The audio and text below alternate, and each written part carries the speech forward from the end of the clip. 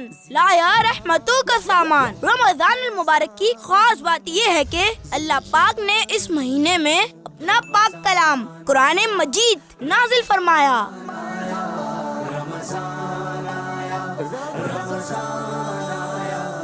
رمضان لایا رحمتوں کا سامان۔ رمضان المبارک میں شام کے وقت روزے دار کے منہ کی بو اللہ پاک کے نزدیک مشک یعنی ایک بہت ہی عمدہ خوشبو سے بھی بہتر ہے۔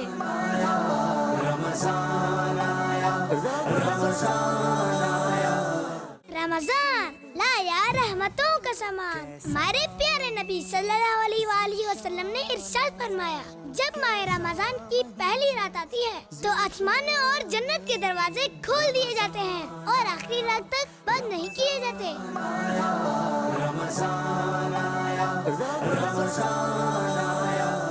رمضان لایا رحمتوں کا سامان۔ رمضان میں اللہ پاک کا ذکر کرنے والے کو بخش دیا جاتا ہے اور اس مہینے میں اللہ پاک سے مانگنے والا محروم نہیں رہتا۔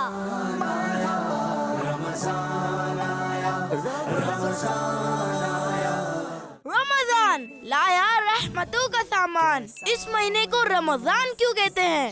ہمارے پیارے نبی صلی اللہ علیہ وآلہ وسلم نے ارشاد فرمایا، اس مہینے کا نام رمضان رکھا گیا ہے کیونکہ یہ گناہوں کو جلا دیتا ہے۔ رمضان آیا، رمضان آیا۔